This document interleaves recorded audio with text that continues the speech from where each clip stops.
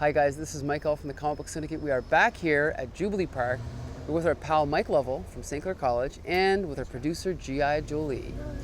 So we've got this gigantic book here. Why don't you tell us exactly what this is? This is an artist's edition from IDW Publishing. So these are scans of the art itself, basically reproduced to the closest we could get to its original state. So we're actually looking at a Marvel Covers artist edition right now. And for anyone who's perhaps not familiar with these types of processes, I just think it's just this great way to sit down, and you could sit for hours and go through these books. So yeah, they're terrific. So we've got one of these pages. So this is an early Mike Mignola page from Marvel. For anyone familiar with the way Mignola's worked for probably the last 23 years, it's either it's light or it's shadow. There really isn't much in between, eh? But that's the thing about his art that I really enjoy, is that he uses it as a tool for lighting, not a tool for texture. Yeah. I think that's maybe what I enjoy.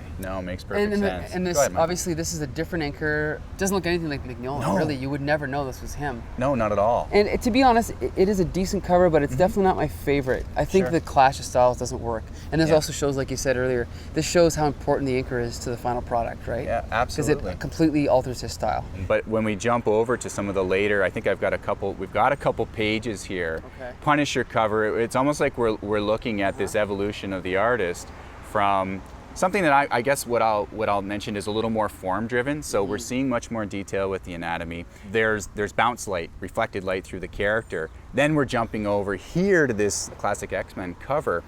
Now this is Mignola. So this is the Mignola I think everybody kind of knows today. It's the stark contrast, and there's such a strong sense of composition, storytelling, and energy with his characters, but simplified. If you're a detail person, and I love detail art as well, I think you could still have an appreciation for what you're seeing with a lot of Mignola's compositions and layouts and panels. Sorry, Okay. I'm pulling this across. Now, here we go. This is the stuff. Yeah, here we are with the Mignola Artist Edition. We're seeing the characteristic Mignola here with the heavy lights and darks, almost that chiaroscuro term that we're used to from Renaissance art. You think of Caravaggio art with these heavy saturated darks and the high contrast, right?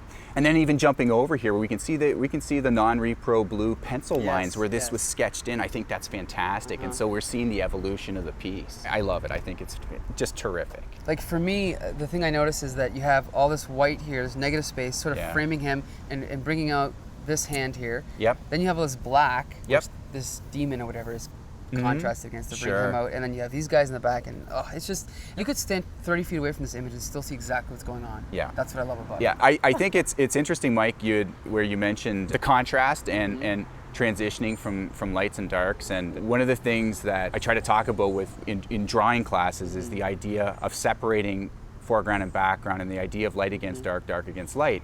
And it's really interesting if you kind of analyze Mignola's pieces and these panels.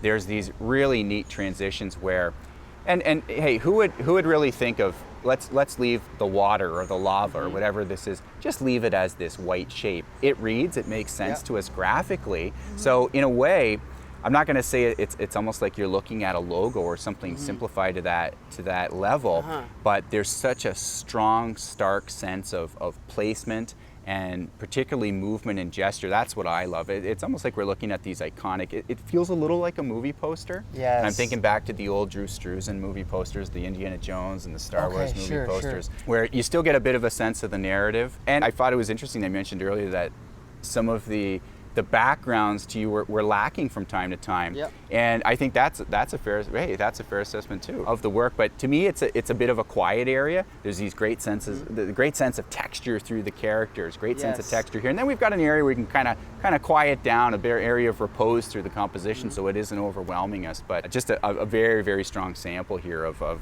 I would say Mignola at the height of his 100%. game. I also want to point, you mentioned texture. Just looking at the placement of the inks, because this is all just lines on a page. Sure. You can see exactly that this guy is sort of scaly, right? Like look at like this, you can see that it's got like an organic feel to it. It's just completely different from his skin and from this and from this. Those lines Like the here, little fins look like. Yeah. I don't know. Like the way like a fish's fin would be. Sure. And like, It's just lines. These little lines here and this, it gives it just that little extra texture, and it's amazing. It isn't something you can take for granted. I'd venture to say that all of these marks have a purpose. They're carefully plotted. Nothing is put down here randomly. That's, to me, what's so exciting about it. And I think when you can go from something that's representational and very dimensional art, very detailed art, to reduce it, and I'm not going to say simplify, but it's almost this reductive process where you're saying, let's take something that we're using 20 or 10 lines to delineate, but let's only use 5 lines to do that. Let's use 2 lines to do that. It gets kind of, again, gets into the idea of breaking something down into a pictogram or something along in that nature. And that's much more difficult to do than it sounds like it would be. And it's all about choices. So when I look at even the relief here of the light against dark again, where we're looking at this little lobster claw juxtaposed against the dark of the body, the choice to separate that just in terms of black or white, it's great. It's great art in its wonderful storytelling, I think, through gesture and composition and flow. I'll just say Somebody else have something one to quick say. thing. I used to own this issue. I bought it right off the stands. I probably sold it for $10. Yeah. Sorry, man. Oh, that's okay. I wish I could have bought it from you. Who would have known? Yeah. We've jumped over to a page from Hellboy in Hell, which is his basically the latest story arc. So we're kind of seeing again the evolution of Mignola, where the work is much more stark, and in a way we're seeing much more simplification of these forms. So what happens in black and white, you're going to read it one way. The colors play a huge role now. Yes. I think it's Dave Stewart who covers I love colors. the I colors think it's Dave in Stewart who Hellboy. colors the Hellboy books, and it's beautiful, beautiful color treatments. See, that's the thing. There's a lot more depth in this one. Yep. Than there is in, say, this panel, where I don't know if I like this as much as the older stuff. Sure. Because it's almost as if he knows he's going to depend on the colorist to add depth. And the line, there's panel. also almost a broken line now that you'll see. There's I'm not going to call it a nervous line, but it's going to sound odd that I'm calling it a nervous line. It's not, because it shows how confident he really is, because he's reduced everything. We know where the colors are going to get spotted, and take over from there, Dave Stewart. Yeah, I'm not trying to convert the masses, and it probably seems like we're making an odd segue from Kirby and Fantastic Four to Mignola, but Mignola's tribute in his first trade back of Hellboy, it was a dedication to Jack Kirby. Nice. And I think if you go back, you look at some Kirby, you look at the action and the storytelling, these large cataclysmic cosmic battles and the way the characters are treated, you'll likely see some similarities. Maybe not in style, but in terms of storytelling with the work that Mignola puts out there. The Comic Book Syndicate will be back right after this.